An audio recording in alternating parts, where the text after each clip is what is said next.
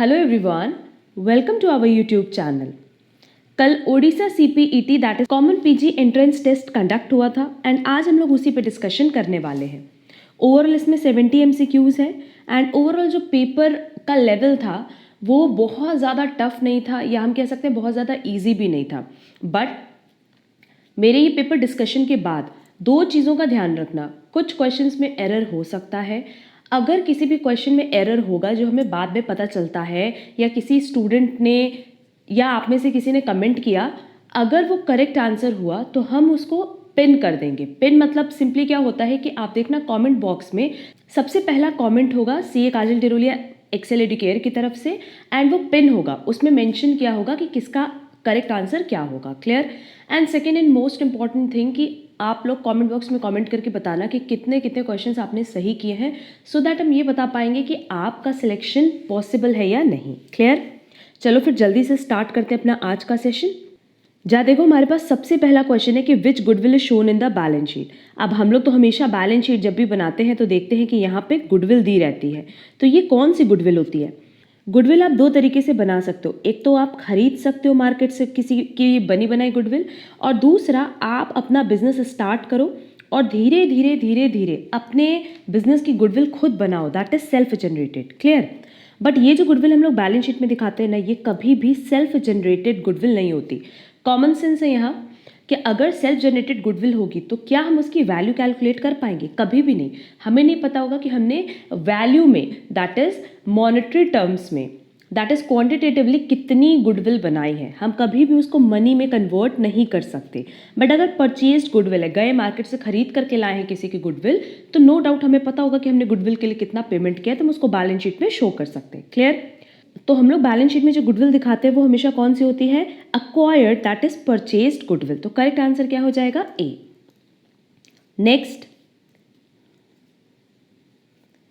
In accounting profit prior to incorporation is treated as, देखो दो चीज होती है, रजिस्ट्रेशन के पहले का प्रॉफिट एंड रजिस्ट्रेशन के बाद का प्रॉफिट। जो पहले का प्रॉफिट है उसको ना हम हमेशा ट्रीट करते हैं as capital profit. Clear? And क्योंकि ये कैपिटल प्रॉफिट है तो ये कहाँ जाएगा? कैपिटल रिजर्व में। एंड रजिस्ट्रेशन के बाद का जो प्रॉफिट होता है उसको हम हमेशा ट्रीट करते हैं अपने बिजनेस का प्रॉफिट, इसीलिए हम उसको कहाँ दिखाते हैं? PL अकाउंट में, दैट इज PL अकाउंट में। क्लियर? तो उसका करेक्ट आंसर क्या होगा? C, capital reserve. Next, PPE in accounting stands for property plant and equipment. As per accounting standard 10 PPE का मतलब क्या है? Property plant and equipment. तो करेक्ट आंसर होगा B। Next, income and expenditure account of not for profit organisation is, ये simple है। Non profit organisation की बात करें तो इसमें हम क्या बनाते हैं? Receipt and payment account, income expenditure account, balance sheet. Receipt and payment account जो कि इक्विवेलेंट टू कैश अकाउंट होता है तो उसको हम क्या ट्रीट करते हैं? Real account. Income and expenditure account is equivalent to profit and loss account, इसलिए हम इसको कैसे ट्रीट करते हैं? एज नॉमिनल अकाउंट, क्योंकि नॉमिनल अकाउंट का रूल क्या है? Debit all expenses and losses and credit all incomes and gains. And balance sheet, तो no doubt income and expenditure account क्या होगा? Nominal account. तो करेक्ट आंसर होगा B. Next, by charging depreciation which principle of accounting is being followed. देखो depreciation ना हम इसलिए charge करते हैं सो दैट सिंपली जो हम लोग अपनी बुक्स मेंटेन करते हैं उसमें हमें ये दिखाना होता है कि हमने जो भी रेवेन्यू अर्न किया है उससे रिलेटेड जो भी खर्चे हैं उसको हमें दिखाना होता है, सो दैट हम correct profit and loss calculate कर सकें। क्लियर? तो ड्यू टू मैचिंग प्रिंसिपल आप अपनी बुक्स में डेप्रिसिएशन को शो करते हो, तो करेक्ट आंसर होगा A. Next, which reserve appears in the balance sheet? Reserve fund, yes. Specific reserve, yes. General reserve, yes. Correct answer क्या होगा? D, all of the above, क्योंकि ये सबके सब हम लोग बैलेंस शीट में शो करते हैं। Next, in case of dissolution of firm if a partner has private property which liability should be repaid first with it. अगर पार्टनर की कोई प्राइवेट प्रॉपर्टी है तो हम उसको अप्लाई करते हैं सबसे पहले उनका प्राइवेट डेट्स पे करने के लिए, और हम कह सकते हैं प्राइवेट लायबिलिटी का पेमेंट करने के लिए। क्लियर? क्यों? क्योंकि वो किसकी प्रॉपर्टी है? पार्टनर की। तो कौन सी लायबिलिटी आप सबसे पहले पे करोगे? Private liability. Next, which method does not consider the time value of money? Time value of money मतलब जो सिंपली टाइम को कंसिडर नहीं करता है। Net profit, net present value तो करता है, इंटरनल रेट ऑफ रिटर्न भी करता है, as well as profitability index भी करता है। बट हम लोग अगर बात करें एवरेज रेट ऑफ रिटर्न की, तो ये बहुत सिंप्लीफाइड मेथड है और ये कभी भी टाइम वैल्यू ऑफ मनी को कंसिडर नहीं करता जब हम कैपिटल इन्वेस्टमेंट का कैलकुलेशन करते हैं तब। क्लियर? तो करेक्ट आंसर होगा C. Next, which one of the following is not a money market instrument.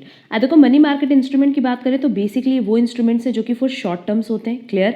तो commercial paper and treasury bill ये तो शॉर्ट टर्म के लिए होते हैं।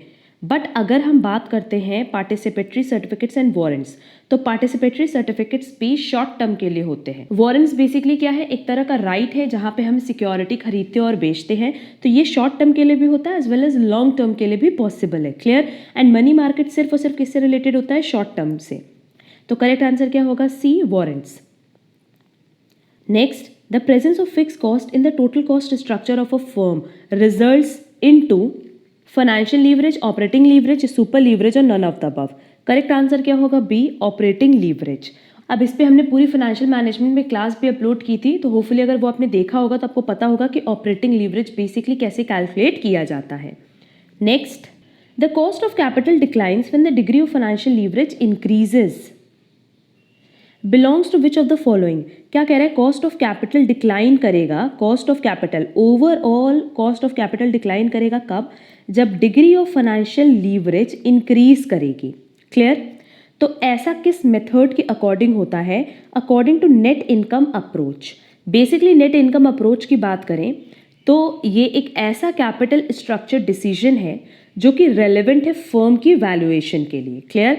और इसका मतलब ही यही होता है कि जब हम फाइनेंशियल लीवरेज में चेंज करेंगे तो वो ऑटोमेटिकली हमारे ओवरऑल कॉस्ट ऑफ कैपिटल को अफेक्ट करेगा as well as total overall firm की वैल्यू को अफेक्ट करेगा। क्लियर? तो इसमें हमने ये चीज़ बताई भी थी नेट इनकम अप्रोच में कि अगर हम बात करें डिग्री ऑफ फाइनेंशियल लीवरेज की, कि डिग्री ऑफ फाइनेंशियल लीवरेज अगर इंक्रीज करेगा तो कॉस्ट ऑफ कैपिटल डिक्रीज करेगा एंड वाइस वर्सा। तो करेक्ट आंसर क्या हो जाएगा, B. Next, which one is not finance company. SBI है, LIC है, म्यूचुअल फंड भी है, बट नाल्को नहीं है। नेशनल एल्यूमिनियम कंपनी ये कोई फाइनेंस कंपनी नहीं है। Next, when the debt turnover ratio is 4, what is the average collection period? अब देखो डेट टर्नओवर रेशियो कितना दिया है, 4, तो सिंपली डेट टर्नओवर रेशियो का जो फॉर्मूला है वो क्या था, net credit sales divided by average trade receivables. ये फॉर्मूला हमने कहाँ बताया, जब हमने फाइनेंशियल मैनेजमेंट की क्लास अपलोड की थी तो वहाँ बताया है। ये ऑलरेडी दिया हुआ है 4। एक और फॉर्मूला था average collection period is equal to 12 months और 365 days divided by debt turnover ratio. ये ऑलरेडी दिया हुआ है 4 और हमसे किस में पूछा है, मंथ्स में पूछा है, तो सीधे हम क्या करेंगे 12 डिवाइडेड बाय 4 कर देंगे तो एवरेज कलेक्शन पीरियड आ जाएगा 3 मंथ्स का। ये बेसिकली फॉर्मूला बेस्ड था जो कि हमने अपनी क्लास में डिस्कस किया भी हुआ था। Next, the funds available with the company after paying all claims including tax and dividend. जब आपने टैक्स का भी पेमेंट कर दिया, डिविडेंड का भी पेमेंट कर दिया, तो नो डाउट जो पैसा बचा वो किसके लिए, कंपनी के लिए, और कंपनी उसको क्या करेगी, रिटेन करके रखेगी। तो इसका करेक्ट आंसर क्या होगा, D, retained earning. Next, owners equity stands for. अब देखो ओनर्स इक्विटी हमेशा क्या होती है, जैसे ये इक्विटी है तो ये हो गया टोटल एसेट। क्लियर? ये हो गया मेरा करंट लायबिलिटी और ये हो गया नॉन करंट लायबिलिटी। तो इसमें से इसको माइनस कर दो, तो हम क्या करेंगे, सीधे सीधे टोटल एसेट में से अपनी टोटल आउटसाइड लायबिलिटी माइनस करें तो मेरे पास बैलेंसिंग फिगर आ जाएगा इक्विटी का। क्लियर? तो जो गिवन ऑप्शन है उसमें से करेक्ट आंसर क्या होगा, D. Next, permanent working capital is generally finance through. अब यहाँ पे देखो जो वर्किंग कैपिटल है वो टेम्पररी नहीं है, परमानेंट है। और अगर हम किसी भी बिजनेस की बात करें तो हर एक बिजनेस में अपने असेट्स को एंड बाकी एक्टिविटीज़ को फाइनेंस करने के लिए हमें पैसे की ज़रूरत होती है। हर एक बिजनेस को इन्वेस्टमेंट करना होता है फिक्स्ड असेट में एंड करंट असेट में। फिक्स्ड असेट वो इन्वेस्टमेंट होता है जहां आप 1 साल से ज़्यादा के लिए इन्वेस्टमेंट करते हो, एंड करंट असेट वो होता है जिसके लिए आप टेम्पररी मतलब लेस देन 1 ईयर के लिए आप उसमें इन्वेस्टमेंट करते हो। क्लियर? तो जब हम बात करते हैं फिक्स्ड असेट इन्वेस्टमेंट की ना, तो फिक्स्ड असेट में एग्जाम्पल क्या हो जाएगा, लैंड एंड बिल्डिंग हो गई, फर्नीचर हो गया, और इन असेट्स को हम परमानेंट वर्किंग कैपिटल भी बोलते हैं। क्लियर? तो परमानेंट वर्किंग कैपिटल से कभी भी आप लोग टेम्पररी वर्किंग कैपिटल मत समझना, मतलब current asset minus current liability मत समझना। क्या समझोगे? सीधे सीधे फिक्स्ड एसेट। और फिक्स्ड एसेट को हम फाइनेंस किससे करते हैं बेटा? लॉन्ग टर्म कैपिटल फंड से। तो करेक्ट आंसर हो जाएगा A. Next, master budget. No doubt सबको पता होगा कि मास्टर बजट को हम समरी बजट भी कहते हैं। क्यों? क्योंकि ये financial budget and operating budget मिल करके एक बजट बनाता है जिसको हम कहते हैं समरी बजट। तो करेक्ट आंसर होगा C. Next, profit available for equity share 30,000, number of equity share 15,000 and number of preference share 10,000। EPS कितना होगा? अगर ये भी आपने फाइनेंशियल मैनेजमेंट की क्लास देखी होगी तो बहुत ही सिंपली आप सॉल्व करके आ पाए होगे कि जो प्रॉफिट अवेलेबल है इक्विटी शेयर होल्डर्स को डिवाइडेड बाय जितना इक्विटी शेयर्स के जितना number of equity shares available है, तो नो डाउट 2 पर शेयर आएगा। तो करेक्ट आंसर होगा ए। नेक्स्ट, सीओजीएस दिया है, ओपनिंग इन्वेंट्री क्लोजिंग इन्वेंट्री दिया है, इन्वेंट्री टर्नओवर रेशियो पूछा है, वो भी किसमें? डेज में। और हमें क्या मान करके चलना है कि 365 डेज है। क्लियर? तो इन्वेंट्री टर्नओवर रेशियो का जो फॉर्मूला था वो क्या था? COGS divided by average inventory. और क्या हम एवरेज इन्वेंट्री निकाल सकते हैं? हाँ, ओपनिंग भी दिया है क्लोजिंग भी दिया है, दोनों को ऐड करके डिवाइडेड बाय 2 कर दो। क्लियर? फॉर्मूले पे वैल्यू पुट करेंगे। सीओजीएस कितना है? 50,000। एवरेज इन्वेंट्री कितनी हो जाएगी? 12,000 plus 8,000 that is 20,000 divided by 2, तो ये आ जाएगा 10,000। जब हम इसको सॉल्व करेंगे तो मेरे पास आंसर कितना आएगा? 5। अब क्वेश्चन में देखो हमसे इन्वेंट्री टर्नओवर रेशियो किस में पूछ रहा है? डेज में पूछ रहा है। क्लियर? तो ये इन्वेंट्री डेज रेशियो कितना दिया है? 5। अब सिंपली आपको करना क्या होता है कि इन्वेंट्री डेज रेशियो को 365 से डिवाइड करना होता है बाय फ्लिपिंग द रेशियो। मतलब सिंपली क्या करना है? 1 डिवाइडेड बाय 5 डिवाइडेड बाय 365। तो 365 डिवाइडेड बाय 5 करने पे आंसर कितना आएगा? 73। तो करेक्ट आंसर होगा B, 73। Clear? Next, which variance is always adverse? Wage rate variance ये फेवरेबल भी आ सकता है, ओवरहेड वेरिएंस भी फेवरेबल आ सकता है, मटेरियल यूसेज वेरिएंस भी फेवरेबल आ सकता है, बट आइडियल टाइम वेरिएंस ये कभी भी फेवरेबल नहीं आता, ये हमेशा क्या आएगा? Adverse. Next, which of the following is not a principle of management according to Henry Fayol? Basically Henry Fayol ने 14 प्रिंसिपल्स दिए थे। सबऑर्डिनेशन ऑफ इंडिविजुअल इंटरेस्ट ये तो उन्होंने दिया था, बट आगे लिखा है over the organisational interest. No, organisational interest के ऊपर हम कुछ नहीं रखते। Basically subordination of individual interest में यही दिया हुआ था कि ये इंडिकेट करता है कि जो कंपनी है वो मिल करके काम करेगी towards the interest of a company rather than personal interest. वो पर्सनल इंटरेस्ट पे काम नहीं करेगी बल्कि किस पे काम करेगी? कंपनी पे। और यहाँ क्या लिखा है कि ओवर द ऑर्गेनाइजेशनल इंटरेस्ट हम प्रेफरेंस किसको देंगे? इंडिविजुअल इंटरेस्ट को। तो क्या ये स्टेटमेंट करेक्ट है? नो, ये इनकरेक्ट स्टेटमेंट है। स्पिरिट द कॉर्प्स तो था, यूनिटी ऑफ डायरेक्शन भी था, बट क्या यूनिटी ऑफ मैनेजर्स था? हाँ, यूनिटी ऑफ मैनेजर्स को हम जानते हैं एक और नाम से, यूनिटी ऑफ कमांड से। क्लियर? जो यूनिटी ऑफ कमांड था वो बेसिकली क्या बताता है कि जो एम्प्लॉय है उसके खाली एक बॉस होंगे और उनको उनका कमांड फॉलो करना होगा। तो यूनिटी ऑफ मैनेजर्स मतलब ही हुआ यूनिटी ऑफ कमांड। तो मेरे अकॉर्डिंग आंसर क्या होना चाहिए? A. Clear? Next, who is considered father of scientific management? बहुत बार हमने बताया F W. Taylor. Delegation of authority is linked to, delegation की अगर बात करें, managerial planning, management coordination, scientific management. Correct answer होगा सी, मैनेजमेंट कंट्रोल। अब सिंपली देखो होता क्या है कि एक पर्टिकुलर मैनेजर सारे टास्क तो खुद नहीं कर सकता जो उनको असाइंड हुआ है। क्लियर? और अगर उनको टारगेट मीट करना है तो उनको अपनी अथॉरिटी को डेलीगेट करना होता है। तो डेलीगेशन ऑफ अथॉरिटी बेसिकली किससे रिलेटेड होगा? मैनेजमेंट कंट्रोल से। तो करेक्ट आंसर होना चाहिए मेरे हिसाब से C. Next, when management pays attention to more important areas and when the day-to-day routine problems are looked after by lower level management, it is known as, management का basically काम होता है कि वो day to day routine problems को solve करते हैं, but अगर मैनेजमेंट का काम यहाँ पे ये शिफ्ट हो जाए कि वो इंपॉर्टेंट एरियाज पे ध्यान दें और बाकी जो भी लीस्ट इंपॉर्टेंट है वो लोअर लेवल मैनेजमेंट से करा ले, तो इसी को हम कहते हैं management by exception. Correct answer क्या होगा? B, management by exception. Basically management by exception एक ऐसा मेथड है जहाँ पे हम बिजनेस को मैनेज करते हैं उन एरियाज़ पे जहाँ पे हमें ज़्यादा फोकस डालना चाहिए ना, मैनेजर वहाँ ज़्यादा फोकस डालते हैं कंपैरेटिवली लीस्ट इंपॉर्टेंट एरियाज़ के। Clear? Next, management is the art of getting things done through others. Who said this? Correct answer होगा A, Mary Parker Follett. Next, who is responsible to pay the GST? GST के payment की liability किसकी होती है? हमेशा supplier of goods की। Clear? तो correct answer होगा A, person supplying. Next, the maximum rate prescribed under GST is? देखो जो रेट्स प्रिस्क्राइब किए गए हैं वो है 0%, 5%, 12%, 18% एंड 28%। मैक्सिमम रेट कितना हो गया? 28%। तो करेक्ट आंसर क्या होगा? बी, 28%। बट यही अगर क्वेश्चन में सीजीएसटी का अलग पूछा होता एंड एसजीएसटी का अलग पूछा होता, that is central and state, तो इनका होता 14%, इनका होता 14%, क्योंकि ये जो 28% मिलता है ना, इसको हम लोग हाफ हाफ डिस्ट्रीब्यूट करते हैं। Clear? Next, which of the following taxes leviable on the intra state transaction? अब देखो इंट्रा स्टेट सप्लाईज पे सीजीएसटी भी लगता है एज वेल एज एसजीएसटी भी लगता है। करेक्ट आंसर क्या होगा? C, both the above. Clear? Basically जो इंट्रा स्टेट ट्रांजेक्शन होता है, यहाँ जो सेलर होता है ना, उसको CGST as well as SGST दोनों ही कलेक्ट करना होता है अपने बायर से। बस ये सेंट्रल गवर्नमेंट कलेक्ट करता है और ये स्टेट गवर्नमेंट, बस इतना ही डिफरेंस है। क्लियर?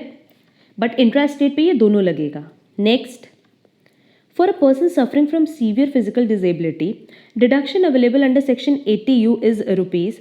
अब देखो यहाँ पे क्वेश्चन में पूछा था सीवियर डिसेबिलिटी, एक होती है नॉर्मल डिसेबिलिटी जिसमें मिनिमम 40% इम्पेयरमेंट हो, तो उसके लिए तो 75,000 का डिडक्शन अवेलेबल है। बट जो सीवियर डिसेबिलिटी है ना, उसको हम लोग मानते हैं 80% और अबव में, और उनके लिए जो टैक्स डिडक्शन क्लेम है अंडर सेक्शन 80U वो है 1.25 lakhs। क्लियर? बट जो ऑप्शन दिया है उसके अकॉर्डिंग करेक्ट आंसर क्या होगा? सी, 75,000। बट इतना समझना कि 75,000 सीवियर के लिए नहीं है, वो जनरल डिसेबिलिटी के लिए है। Next, the monthly expenditure of 5 house are given, average monthly expenditure of household is. ये तो सिंपल है, यहाँ बेसिकली हम लोग को क्या कैलकुलेट करना था? मीन कैलकुलेट करना था। इन पांचों को ऐड कर दो तो ये आ जाएगा 6925 डिवाइडेड बाय जितना भी number of observation that that इज 5। इसको सॉल्व करके करेक्ट आंसर आएगा B, 1385। Next, which of the following sampling methods is not based on probability? Basically probability पे कौन सा बेस्ड नहीं है? कोटा सैम्पलिंग, क्योंकि quota sampling non probability sampling method माना जाता है। तो करेक्ट आंसर होगा C. Next, median of the series of value. अब मीडियन पूछा है, हमने ये भी अपने सेकंड चैनल पे सब अपलोड किया हुआ था, mean, median, mode and dispersion, और हमने बताया भी था कि जनरली क्वेश्चन कोरिलेशन रिग्रेशन से नहीं आते हैं, जो जनरली क्वेश्चन आते हैं ओडिशा सीपीईटी में वो इन्हीं दोनों चैप्टर से आते हैं। तो स्टार्स का कोई भी ऐसा क्वेश्चन नहीं होगा कि जो आपने कवर ना किया हो अगर आपने सेकंड चैनल देखा है तो। अब इसमें देखो नंबर ऑफ ऑब्जर्वेशन कितना है? 1 2 3 4 5 6 7 8 9 10। 10 नंबर ऑफ ऑब्जर्वेशन है एंड 10 क्या हो गया बेटा? इवन हो गया। तो हम ये नहीं मानेंगे कि ये इंडिविजुअल सीरीज है। 12 ले लो, 1 2 3, 23, 1 2 3 4, then 24 1 time, 34 1 time and 56 1 time. Clear? अब यहाँ पे हमने इसको क्या बना दिया? डिस्क्रीट सीरीज बना दिया, and as per discrete series आप इसका कैलकुलेशन कर लो। डिस्क्रीट सीरीज में हमने बताया था कि सबसे पहले आप क्यूमुलेटिव फ्रीक्वेंसी कैलकुलेट कर लेना, 3 7 8 9 10। अगेन एन कितना आया है? 10 आया है। तो सिंपली हम यहाँ पे क्या फॉर्मूला अप्लाई करेंगे? ये इवन का फॉर्मूला है, तो n/2th term plus n/2 plus 1th term divided by 2। याद होगा 10/2 मतलब फिफ्थ टर्म हो गया। फिफ्थ कहाँ लाई कर रहा है? यहाँ पे, plus n/2 plus 1 that is again ये 6 टर्म हो गया, ये कहाँ लाई कर रहा है? 23 में। तो नो डाउट क्या हो जाएगा? 23 प्लस 23 डिवाइडेड बाई 2, और हम कह सकते हैं करेक्ट आंसर भी क्या होगा? A 23। अब वैसे इसका एक शॉर्टकट बताएं कि अगर एग्जाम में इतना लंबा प्रोसेस नहीं भी करना है तो इसको आप असेंडिंग ऑर्डर में अरेंज कर लो, क्योंकि मीडियन है तो आइदर असेंडिंग और डिसेंडिंग ऑर्डर में जब आप अरेंज करोगे ना तब भी मिड वैल्यू देखना 23 ही आएगी। Clear? Next, the sum of deviation of set of n values from their arithmetic mean is 0। इस पे तो हमने बहुत बार क्वेश्चन कराया अपने सेकंड चैनल पे। If mean is 10 and standard deviation is 2.5, what is coefficient of standard deviation? Simple, coefficient of standard deviation का formula है standard deviation divided by mean multiply by 100। हमारे पास स्टैंडर्ड डेविएशन दिया है 2.5, mean दिया है 10 multiply by 100।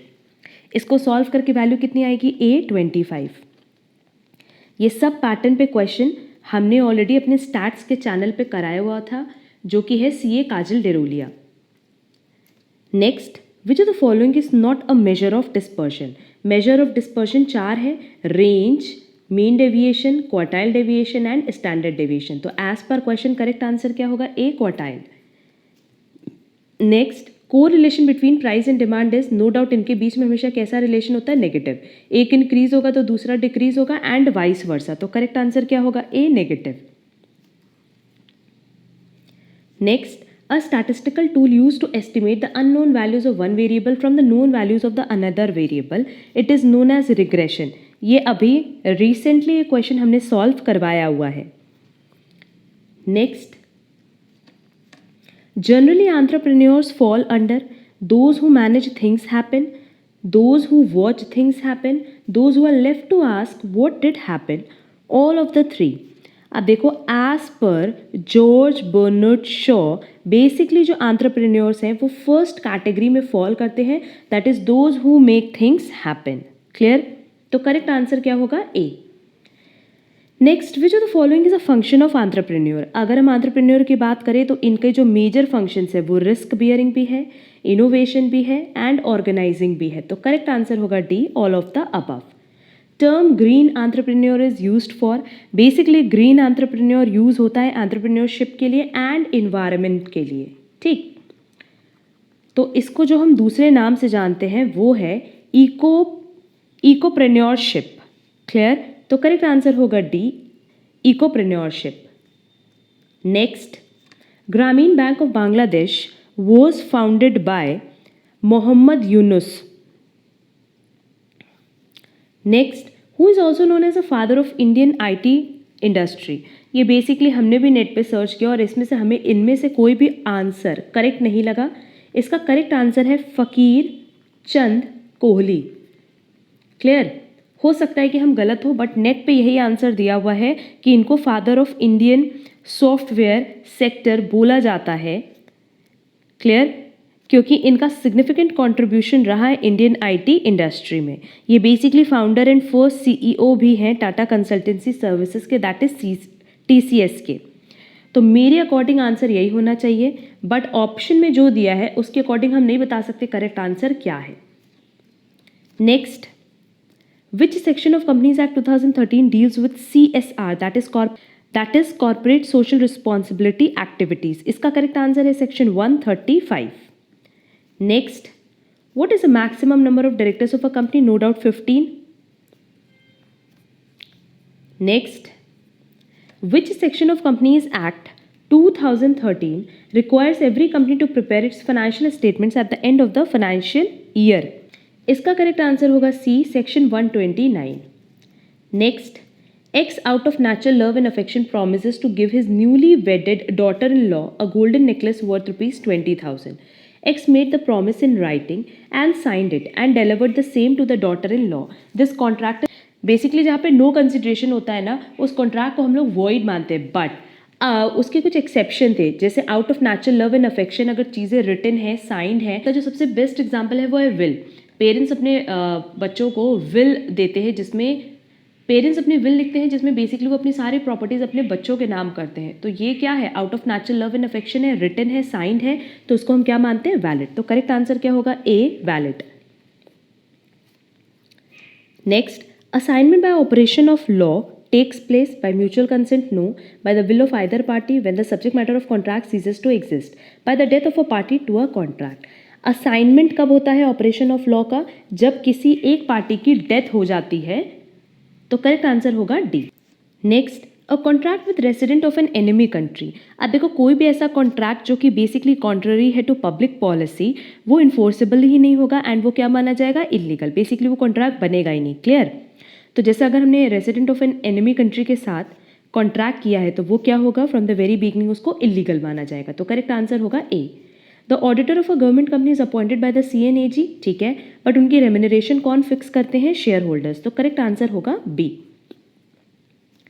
Next, the working papers which auditor prepares for financial statement Audit are evidence for audit conclusions, owned by the client, owned by the auditor and retained in auditor's office until a change in auditors.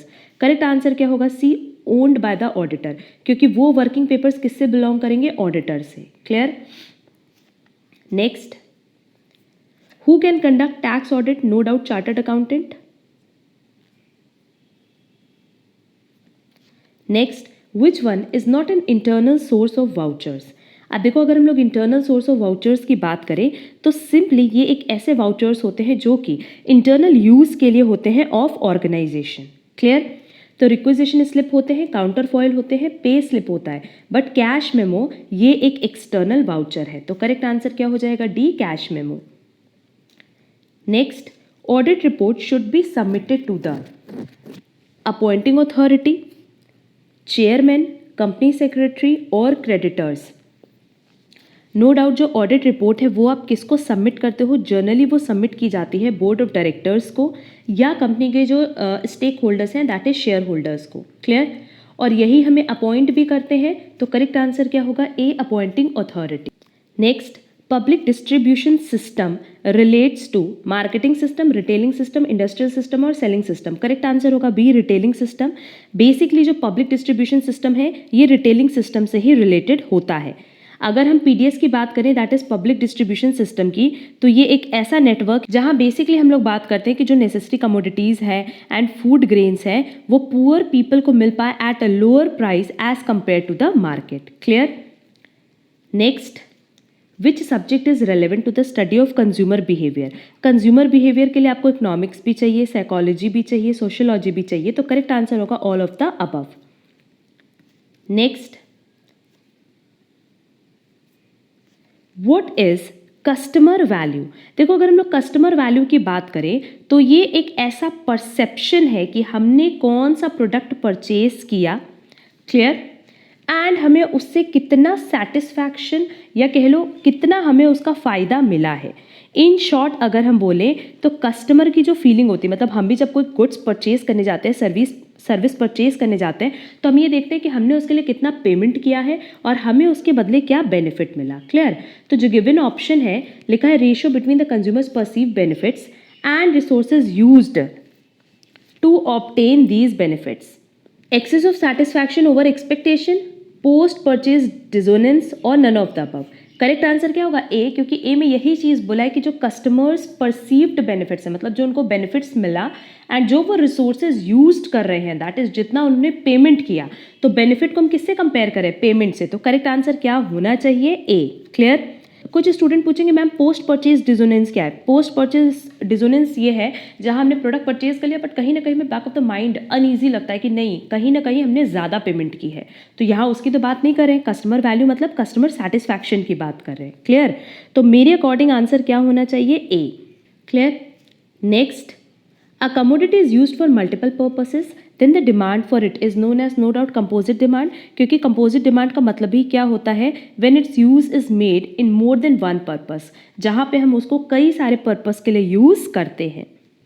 Next, when average cost is declining. देखो, अगर हम average cost और marginal cost के relationship की बात करें तो जब ये फॉल करता है ना, उस पॉइंट ऑफ टाइम पे मार्जिनल कॉस्ट बिलो होता है किसके? एवरेज कॉस्ट के.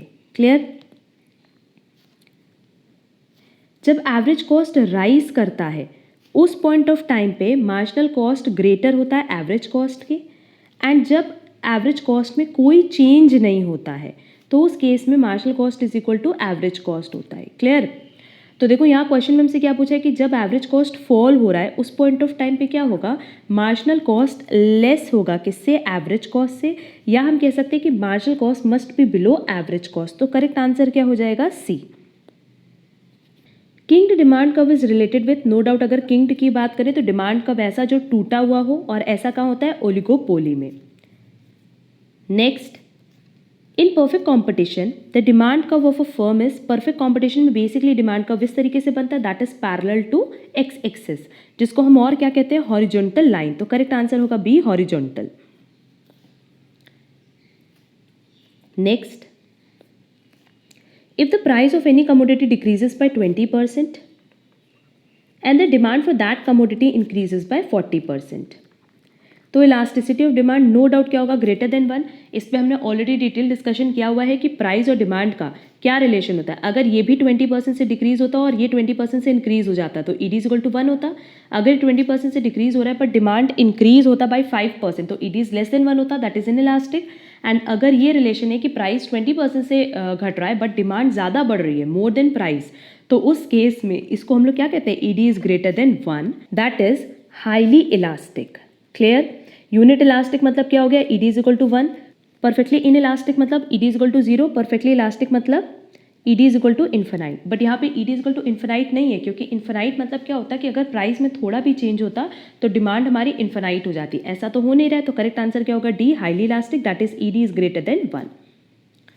Next, which of the following is not a method of pricing raw material issues from stock. Standard cost है, यूनिट कॉस्ट भी है और वेटेड एवरेज भी है। करेक्ट आंसर क्या होगा, C, marginal cost. Next, which of the following is a direct labour cost. Direct labour cost कौन सी है, supervisor salary in the factory, no, ये इनडायरेक्ट है। Cost of the payroll accounting section, ये भी indirect है। Bonus paid to the store man, ये भी इनडायरेक्ट है। करेक्ट आंसर क्या होगा, D, the wages of a labour. जो लेबर की वेजेस है वो क्या है, direct labour cost. Next, XYZ Limited has a labor intensive assembly department. Which of the following methods of absorbing overheads is likely to use for that department? No doubt direct labor hours method, क्योंकि labor intensive है। यही अगर machine intensive होता तो उस case में हम लोग क्या यूज करते, machine hour method। Next, what type of activity interest received is. अब अगर इंटरेस्ट रिसीव्ड की बात करें और हम बात करें फाइनेंस कंपनी की, तो फाइनेंस कंपनी में इंटरेस्ट रिसीव्ड हो या इंटरेस्ट पेड हो, उसको क्या ट्रीट किया जाता है, ऑपरेटिंग एक्टिविटी। बट यही अगर नॉन फाइनेंस कंपनी होती तो इंटरेस्ट रिसीव्ड को हम मानते investment activity and interest paid को हम मानते फाइनेंसिंग एक्टिविटी। क्लियर। तो हम यहाँ अज्यूम करें फाइनेंस कंपनी, तो करेक्ट आंसर होना चाहिए A।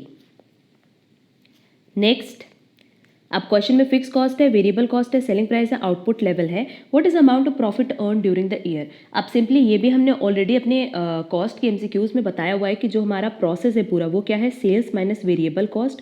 तो मेरे पास आएगा कॉन्ट्रीब्यूशन, इसमें से हम फिक्स कॉस्ट माइनस करेंगे तो मेरे पास आ जाएगा प्रॉफिट। तो ये पूरा प्रोसेस वहाँ शो करने की ज़रूरत नहीं है, क्योंकि बेसिकली ये पूरा प्रोसेस शो करने की तो ज़रूरत है नहीं। अब देखो selling price minus variable cost, ये कितना हो जाएगा, 5 रुपीज़, 5 मल्टीप्लाई बाय 75,000। तो ये मेरे पास टोटल आ जाएगा कॉन्ट्रीब्यूशन 75,000 मल्टीप्लाई बाय 5, जो कि आ रहा है 3,75,000। और इसमें से अगर हम फिक्स कॉस्ट माइनस कर दें तो मेरे पास प्रॉफिट आ जाएगा, जो कि आएगा A, 1,25,000। तो करेक्ट आंसर होगा A। Next, who manages the entire book building process. देखो इस क्वेश्चन को लेकर के हम श्योर नहीं है, बट जहाँ तक मेरी नॉलेज है बुक बिल्डिंग प्रोसेस को लेकर के, तो इसका करेक्ट आंसर होना चाहिए A, merchant bank. Next, which scheme gives the employees of the company to receive benefit of offer of shares as part of public issue. यहाँ शेयर्स बता दिया है, तो अब देखो शेयर्स की बात करें, बट शेयर्स तीनों ही केसेस में मिलता है, बट यहाँ कह रहा है as a part of public issue. तो इसका करेक्ट आंसर होगा B, ESPS, that is employees stock purchase scheme.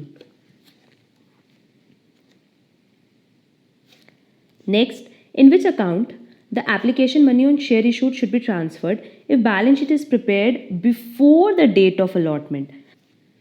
And last question, which among the following cannot be used for security premium account? अब security premium account को हम कहाँ use नहीं कर सकते, no doubt payment of dividend to equity shareholders के लिए, buyback के लिए यूज़ करते हैं, रिडम्पशन के लिए भी यूज़ करते हैं, and writing of preliminary expenses के लिए भी करते हैं। क्लियर।